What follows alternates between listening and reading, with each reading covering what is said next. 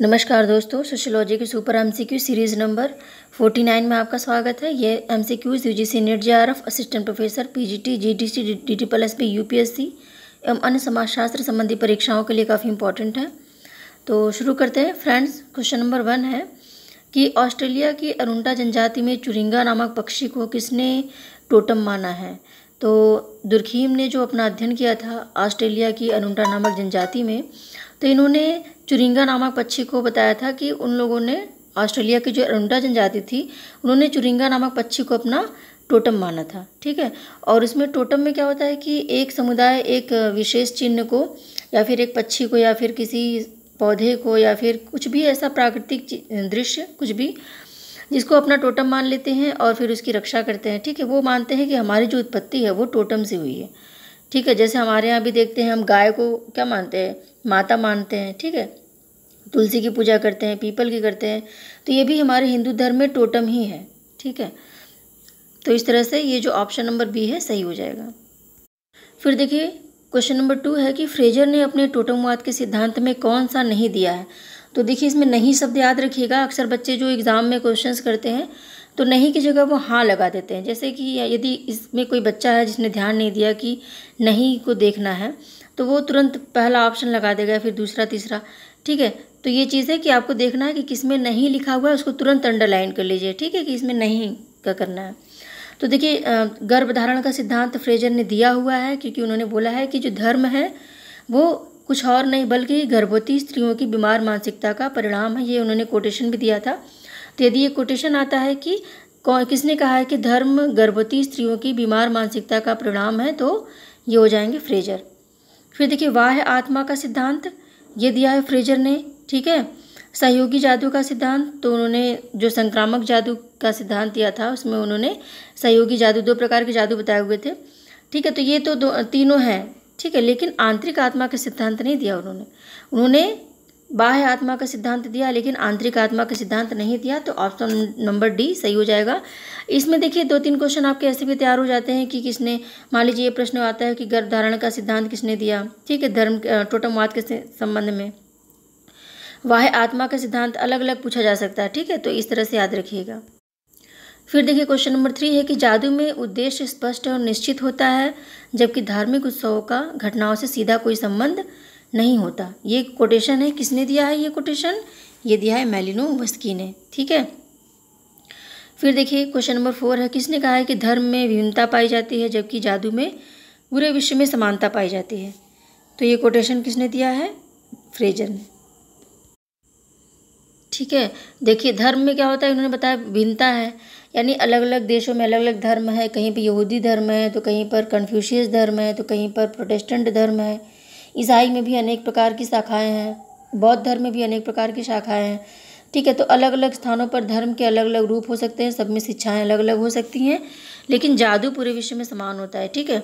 भारत में जो मैजिशियन होता है वो जिस तरह से जादू दिखाता है उसी तरह से अमेरिका का मैजिशियन होगा वो भी जादू दिखाएगा।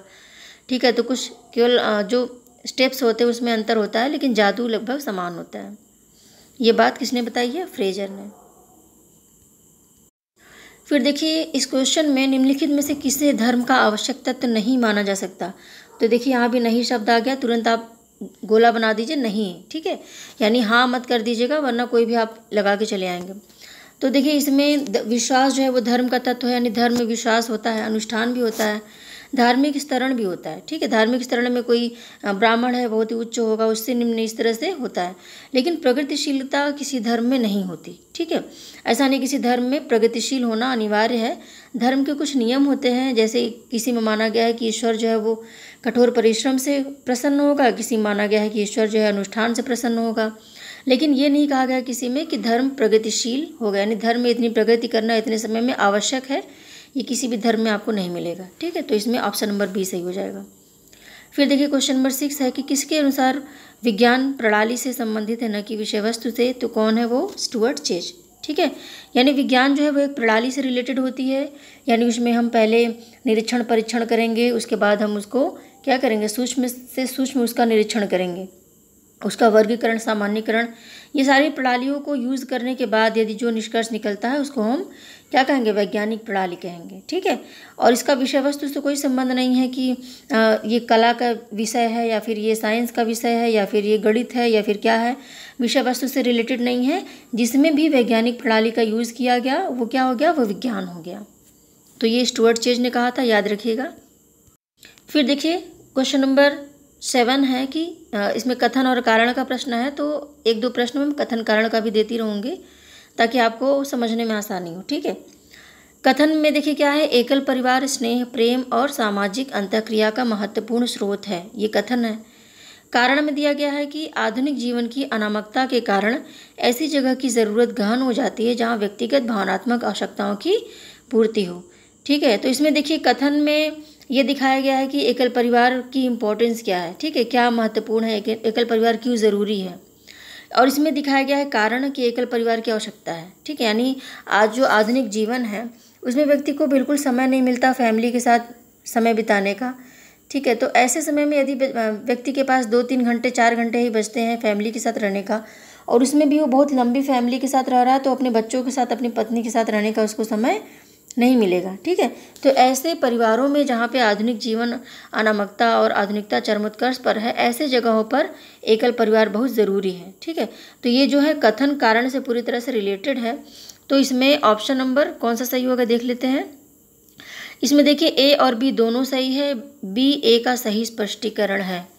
ठीक है, ये सही लग रहा है, बिल्कुल सही है। ठीक है, तो और बाकी जो है इसमें सही नहीं लग रहा है, क्योंकि ए बी दोनों सही है लेकिन बी ए का स्पष्टीकरण नहीं है, तो ये गलत है, क्योंकि ये जो है इसका स्पष्टीकरण दे रहा है। ठीक है, कि एकल परिवार अंतःक्रिया का महत्वपूर्ण स्रोत है, सामाजिक अंतःक्रिया, प्रेम, स्नेह, इसके लिए और क्यों ज़रूरी है ये दिया गया है इसमें। तो दोनों कोरिलेट है, जब दोनों कोरिलेट रहेंगे तो क्या होगा, इसमें पूरा स्पष्टीकरण दे रहा है और बिल्कुल दोनों सही हैं। फिर देखिए क्वेश्चन नंबर 8 है कि आधुनिक भारतीय परिवार में महिलाओं की परिवर्तित अवस्थिति का निम्नलिखित में से किसने सही प्रकार से दर्शाया। यानी इसमें से कौन सा है जो वर्तमान महिलाओं की परिस्थिति को, वर्तमान महिलाओं की स्थिति को दर्शाता है। ठीक है, तो पहला है महिलाओं की बढ़ती हुई आर्थिक स्वतंत्रता। ठीक है, फिर है महिलाओं द्वारा परिवार की मुखिया बनना, महिलाओं द्वारा घरेलू जिम्मेदारियों के प्रति उत्तरोत्तर उदासीनता, परिवार में समकक्ष पुरुषों के प्रति महिलाओं में प्रतिस्पर्धा के भाव।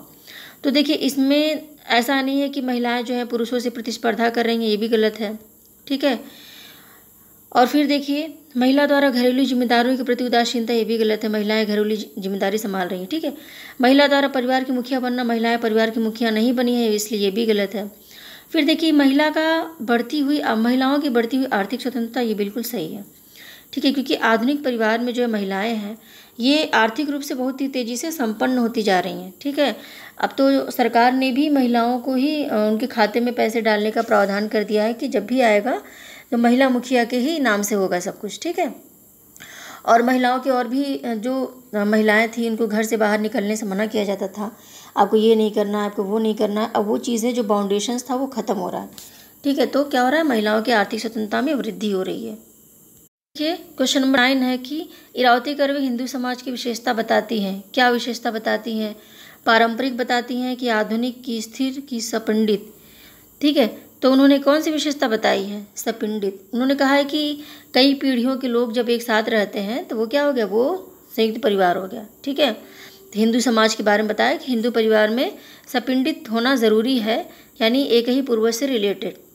फिर देखिए क्वेश्चन नंबर 10 है, नातेदारी में वर्गात्मक और वर्णात्मक संज्ञाएं किसने दी, तो मार्गन ने दी। ठीक है, तो मार्गन ने देखिए इन्होंने 2 प्रकार की नातेदारी बताया है, वर्गात्मक नातेदारी और वर्णात्मक।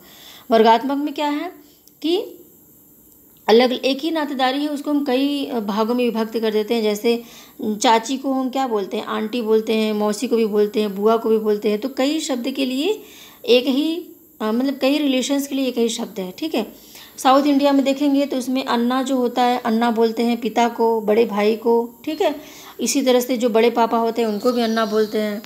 ठीक है, तो इस तरह से जो ऐसे शब्द हैं उनको अन्ना बोलते हैं। और आई के लिए बड़ी बहन हो गई, माता जी हो गई। ठीक है, इनको आई बोलते हैं। तो इसी तरह से कई शब्द हैं जिनको जिनके लिए एक ही शब्द का प्रयोग करते हैं कई रिश्तेदार के लिए, कई नातेदारों के लिए, ठीक है। और वर्णात्मक में क्या होता है, इसमें एक ही व्यक्ति के लिए एक ही नातेदारी का प्रयोग किया जाता है। तो ये दोनों प्रकार मार्गंड ने बताया था। ओके फ्रेंड्स, तो पिछली बार मैंने योगेश अटल की जो बुक बताई थी, कुछ बच्चे नहीं कर पाए थे। योगेश अटल की बुक है ट्रिलॉजी ऑफ पुअर्टी, ठीक है, TRILOGY,